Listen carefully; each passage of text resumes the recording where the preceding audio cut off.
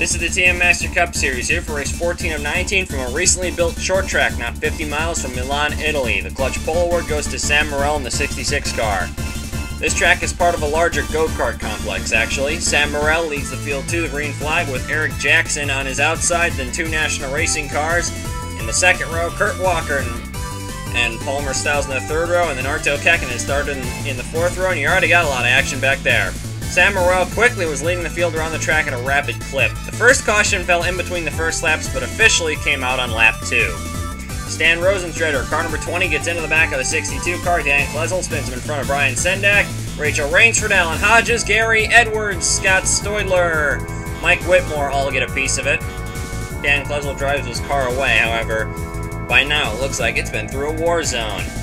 Manny Brown in car number 22 had some mechanical problems under the yellow. Long pit stop meant he started on the inside a couple laps down to Sam Morel. Ryan Naraki goes by. Kurt Walker having a great run so far. Anthony Evans in the 10. Eric Jackson and Leonid Roderick and Dale Roswell sneaking up there as well. Roderick is one of the championship contenders. Caution 2 on lap 7.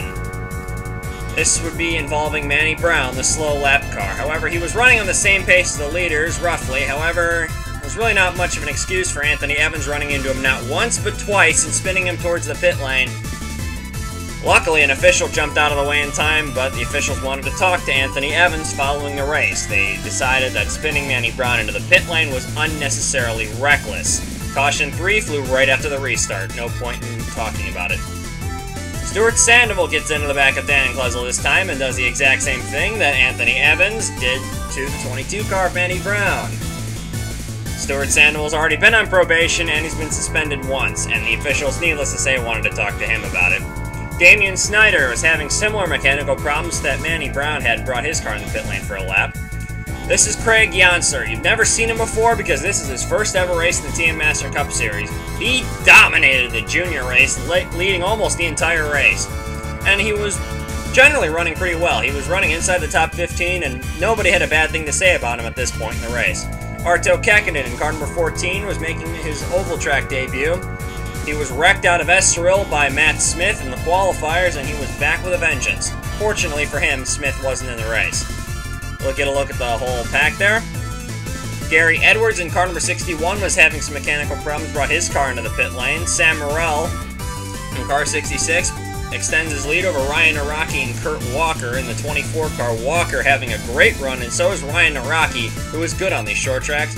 Dale Roswell was hanging around back in the 4th position. The 61-year-old driver still hasn't lost his touch after so much time. Roswell was a rookie in the Master Cup Series in the late 70s. Palmer Styles in the car number 34, the Carbondale winner from earlier this year, is also having a good run. There you see some smoke there, and that is why the caution came out. Okay, Tyrone Stanley gets bottled up behind Lauren Roth, and Tony Durbin does the same thing Anthony Evans did to Manny Brown, spins him around twice, and Durbin would be called to the hauler. However, the officials didn't sound as angry with him. And also this happened under the yellow flag when the field was coming to take it. Stan Rosenstrader gets spun around by Scott Stoidler. Rosenstrader would, needless to say, not be too happy about it. In fact, he was more than angry about it. In fact, he was still upset with Dan Klezel in the 62 car, and Klezel was a little upset with Stoidler. Watch this! Klezel into the back of Stoidler, and Rosenstrader back into Klezel. Needless to say, the hauler would be a busy place as Dan Klezel and Stan Rosenstrader would earn trips to the hauler for their ramming into other cars right before the pit lane. Really wish I could say that was just a racing deal. On the restart, Sam Morel led Dale Roswell, and I believe that is Palmer Styles right behind him, to the line. You see half the field looks like they are a lap down. That's because they are. It looks much like the start of the race, because the rows were about even. About half the field was down a lap. Lewis Kingston was down a lap. Caution 6 on lap 35. This accident is a little difficult to explain, so I'll go through it with you in slow motion. We're centered on Craig Janser in car 81. He's right. He's the white car there. Now watch Ross Peterson, it's a blue car. He's going to slide up the racetrack coming into turn 1 and coming off turn 2. Peterson appears to be letting everyone go by, and Janser makes an aggressive move to the inside, and 4 wide really doesn't work here. Again, it's one of the, I'm saying it's one of those racing deals because it looked like Peterson had some problem and was trying to get out of the way as soon as he possibly could. Tony Durbin, look out! Gets into Janser, and Julian Osova nicks the 33 car as well. There'd be some unhappy people, but such as Tony Durbin was none too happy about it, but there's really not much you can do about it. Look at this under the yellow flag. This is why you don't mess with the Rainsfords. You run into one, and the other spins you out. In actuality, they're not too close to each other, but it was still kind of amusing for some of the fans to see. You see Tony Durbin having some words with Julian Osova over there. On the restart, Sam Morel led the field to the green flag. Gee, that's a novel concept. Manny Brown started on his inside, but Brown was actually keeping pace, but he didn't get a good restart. Anthony Evans, however, had some more things to say to him. Anthony Evans runs into him again, and then Scott Stoidler spins Evans out right in front of everybody! Rodriguez involved. Oh, Johnny Ada. There was more to come down the road, though. We're going to have to take a little ride on the front bumper camera of the 10 car. You see Arto Keknin in the wall. We'll get to that in a minute.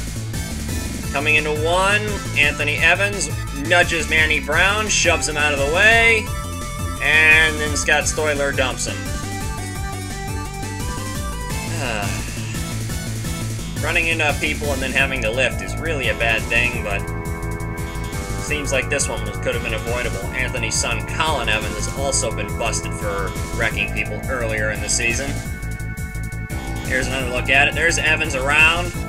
Scott Stoidler and Anthony Evans were called to the hauler for this one. This is why the other wreck happened. Stephanie McGlynn got into John Broughton, and Spawn collected Kurt Walker, Arto Kekkonen, and Tony Durbin. Eric Jackson got a piece as well, but Stephanie McGlynn went to the garage.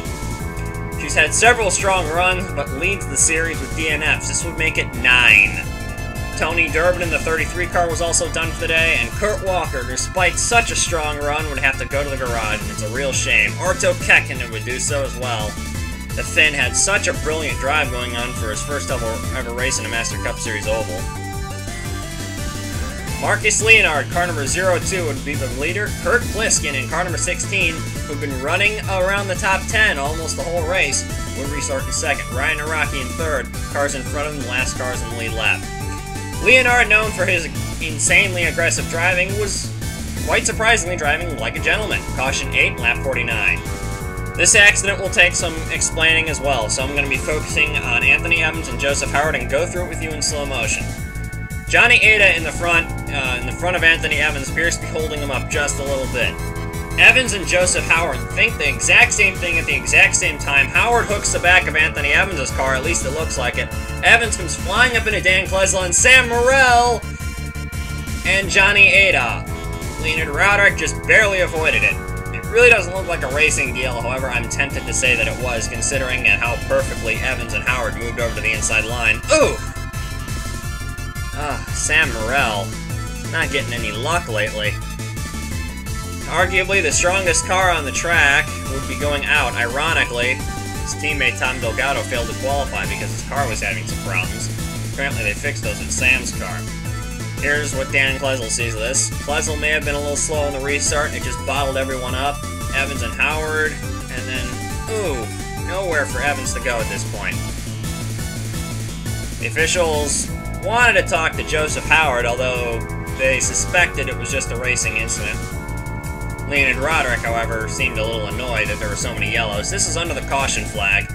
Paul Lyons and Danny Savin had been roughing each other up under the green flag, and Lyons apparently had enough of it and spun Danny Savin around. There's going to be another incident in the back of the pack at about the same time involving Craig Janser. We're going to have a look at that right now.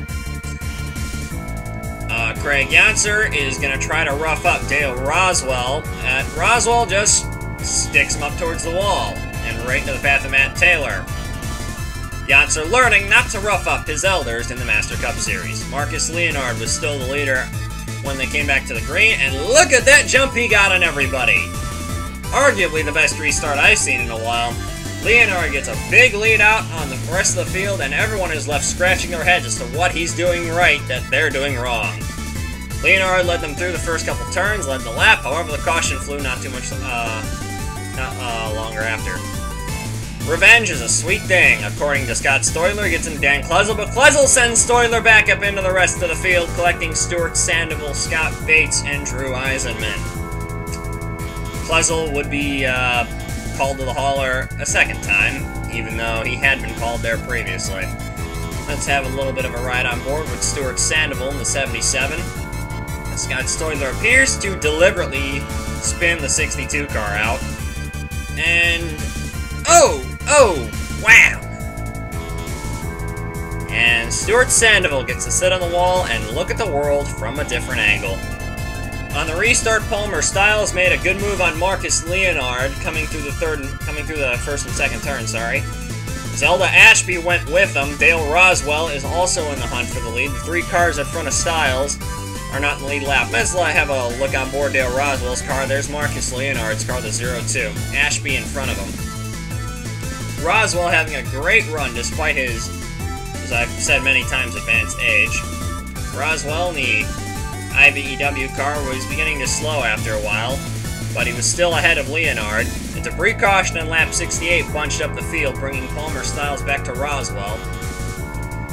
Roswell got passed by Damian Snyder, and it looked as if Palmer Styles may have a runaway victory going here. However, Dale Roswell was not about to give up the fight just yet. Marcus Leonard, however, had other plans, using a lap car of John Broughton to get Dale Roswell on the outside so that he could dive to the bottom and make it work and take second position away. That was just enough for Palmer Styles. This is exactly what he needed to see, was Leonard and Roswell racing each other hard, and Palmer Styles came around to win his second race of the season, and he certainly celebrated appropriately. Marcus Leonard finished a brilliant second. Dale Roswell in third. Alan Hodges, a very quiet day for the Welshman. He comes up to finish fourth after starting 41st on the grid. Zelda Ashby in fifth.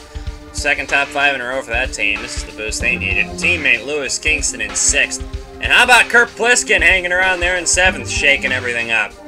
Lauren Roth, the Caryala winner, his teammate Brian Sendak in ninth. And then Ross Peterson, despite having apparently some kind of tire problem earlier in the race, comes back to finish in 10th place. And here are the top 10 in points. Roderick has a commanding lead over Kingston, 37 points, but that can all be erased in one race. If Roderick has a bad day and Kingston has a good day. Alexis Rainsford in third, drops to third, 42 behind the leader. Durbin drops to fourth, 48 behind Roderick. Ryan Araki is over one full race behind Leonid Roderick, 61 points is one full race. Johnny Ada to 6th, 70 points back. Mike Whitmore, 76. Alan Hodges jumps up to 8th. Palmer Styles, with his win, jumps up to 9th. And Damian Snyder is tied for 10th place with the 11th place car, Ross Peterson. Gary Edwards, 12th, 1 point behind those two. Julian Nasova in 13th. Pretty solid season for Nasova. Lauren Roth in 14th. Todd Wodarczyk, second highest of the Ocean Motorsports cars. However, he has not been too fast on the racetrack. Anthony Evans in 16th, Dale Roswell 17th, Kurt Walker. I really do feel bad for him. He's had a lot of bad weeks lately. He deserves much better than this. Joel Rodriguez in 19th, and then Joseph Howard moves up to 20th. Now, I'd like to say that some of the point numbers here are tentative, considering penalties have not been handed out yet, but I don't expect that they'll change much. That's all for this week in the TM Master Cup Series. I'll see you next time.